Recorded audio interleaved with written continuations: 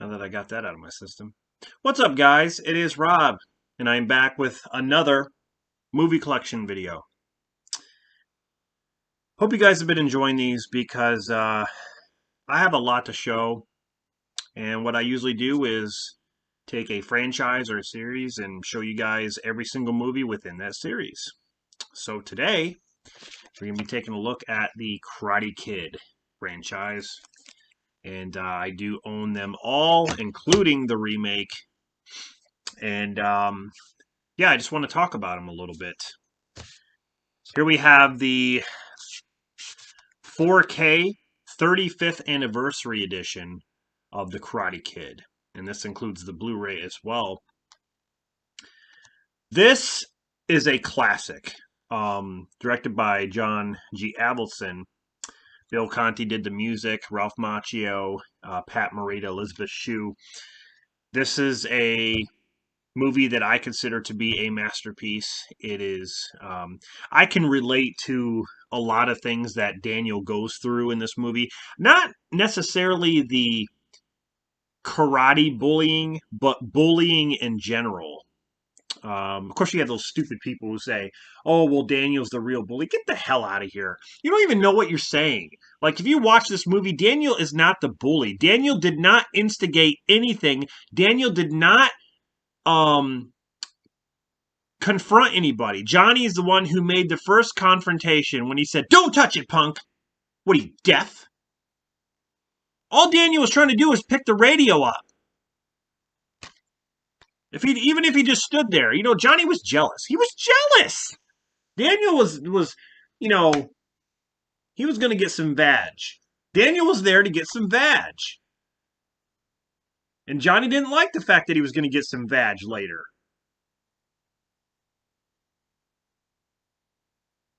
I mean, Daniel was poor. He needed some rich vag. Anyway, I like everything about this movie. The music, the technique that Mr. Miyagi shows Daniel on how to do karate.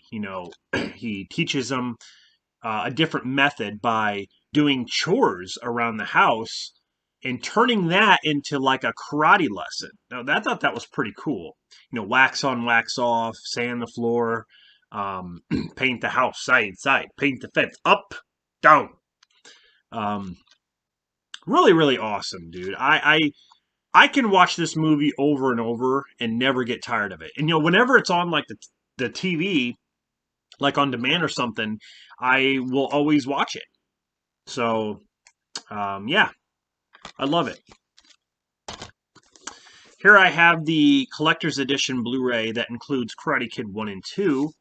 Since we already talked about Karate Kid a little bit, I'll just show you what the Blu-ray looks like. There's the Blu-ray there of the first movie. It doesn't even, yeah, this is stupid. Look at,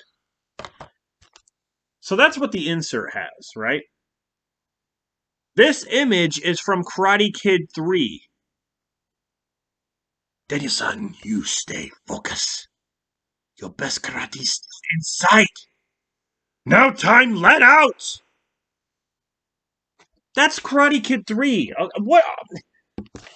I swear, it's like none of these people ever watched a Karate Kid film in their life. Whoever put this set together is retarded. I mean, it's a cool image. Don't get me wrong. That is a very cool image. I love that. Miyagi's kind of guiding him, but that's from Karate Kid 3. Sorry. Anyway, the other thing here is the Karate Kid 2. And that's a weird Miyagi. Look, when did Miyagi have that hair? He looks like a monk. I don't know what is that. I wish this would have been the cover art. I mean, I guess you could reverse it, but it wouldn't say anything. But that is the original cover art right there, where him and Miyagi are standing next to each other. The Karate Kid 2 is an amazing sequel. It really is. It's pretty much Miyagi's movie at this point, also directed by John G. Avildsen. But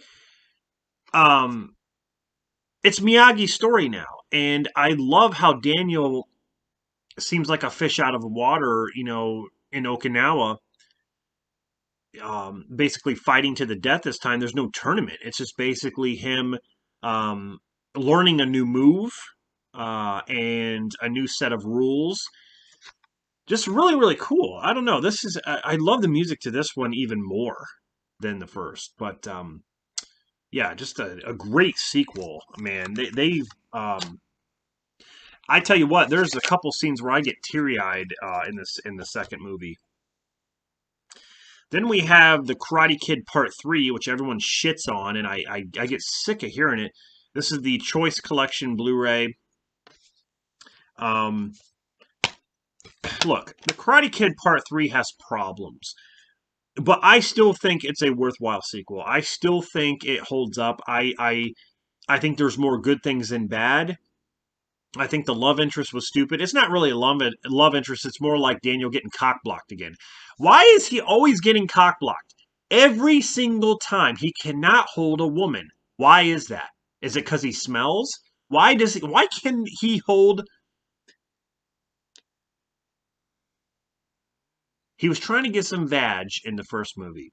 In the second movie, he just about got some vag until that storm hit with Kumiko. She was serving him some tea. He was getting ready to get some vag.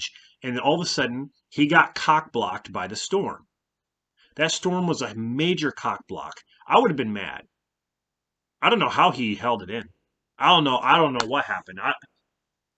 They were running for shelter. Honestly, I would have said, we're fine here. Now strip. In this movie, he wasn't even close to getting some badge at all because the girl Jessica in this, she was a fucking tease. She says, "Oh, we're gonna work things out. I do have a boyfriend, and we're gonna work things out when I go back home." I would have just said, "Well, then go back home. What the fuck are you doing here? Quit wasting my time." But Daniel acted like they were friends. It's like you had a thing for her, and now when she tells you she has a boyfriend, you're just gonna say, "Oh well, you know what? It's fine. It's refreshing. We can go Dutch. Let's go dance."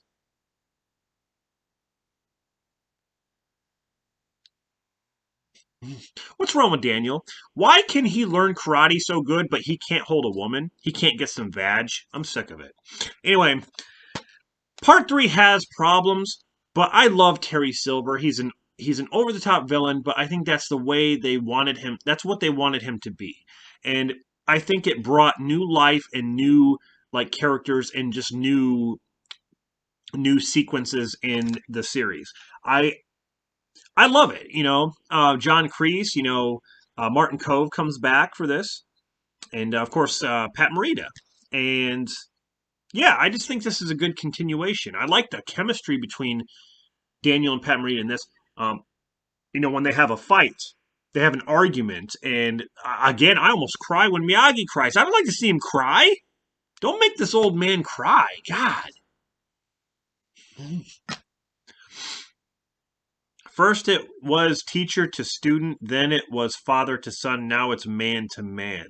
What does that mean? Are they talking about dicks? I don't know. Then we get to this horrendous piece of shit. I mean, the next Karate Kid, I have it here by itself. It's funny whenever you see a Blu-ray release of these two movies, they're together on like one disc or a Blu-ray. Probably because they don't feel like releasing them separately because maybe they think they're pieces of shit. Well, at least this one is. Pat Morita and Hilary Swank. Now, I don't blame Hilary Swank at all. I think she's a great actress. Um, I don't blame Pat Morita. In fact, Pat Morita carried this movie, and I just rewatched it, and I still hate this movie. Nothing makes any damn sense. Who says the good guy has to be a guy? Oh, throw that fucking feminist shit out of here.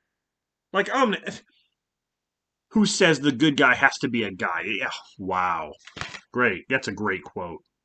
Christopher Kane did this movie. You have Michael Ironside in this, who teaches these like hall monitor kids. That's what they are. They're hall monitors, like security. Teaches these kids life and death, and all they do is protect the damn school. And if someone drops a candy wrapper, you make them pick it up and eat it. Wow, that's deep. This guy wants everyone dead. He wants everyone to be punished. He wants everyone to just kill. That's it. Bill Conti did the music. I'd say that's a plus. But the stupid monks. I'm sorry, Alex, if you're watching. I'm sorry. Those monks are stupid. Bowling in a bowling alley. A bunch of monks bowling does not make the movie good. It does not. This is not a comedy as much as they want it to be. I didn't see this being a comedy at all. When Terry Silver laughed, I thought that was good. I didn't think it was really funny. It was good. Right here, when a monk throws a bowling ball and does this, and then it comes out of the gutter and gets a strike, what the fuck are we watching?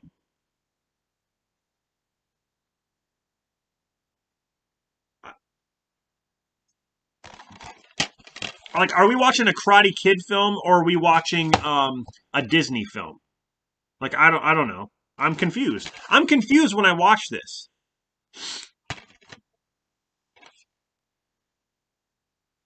The only good thing about this was Pat Morita, and that was it. So,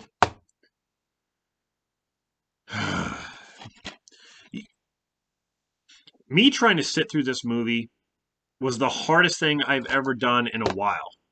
I mean, honestly, I was trying so hard to sit through this. And I did it. I deserve a damn cookie. All right, so the last one up here on Blu-ray I have is The Karate Kid. The remake, which shouldn't be called The Karate Kid. I always say that. They called it The Karate Kid so everyone would be, everyone would recognize it. Get the butts in the seats. Let's call it The Karate Kid. It should be called The Kung Fu Kid. That's what it should be called. Or Kung Fu something. Something to do with Kung Fu. Because that's what he learns in this, not karate. Jaden Smith and Jackie Chan. I like Jackie Chan. Jaden Smith was okay. I couldn't stand what's her name, his mom, Taraji P. Henson. Like, I think she's a good actress, but I cannot stand her in this, which is like, Drake, pick up your jacket. Drake, pick up your jacket. Pick it up. Pick it up, bitch. She didn't say that. She should have. Pick up your jacket. She was annoying.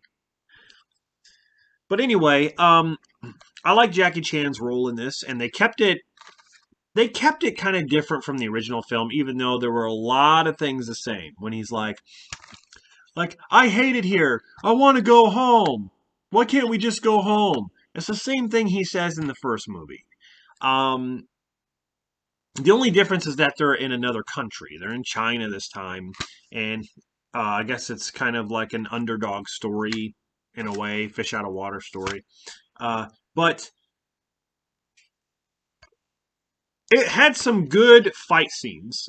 I think that's what carried the film, actually.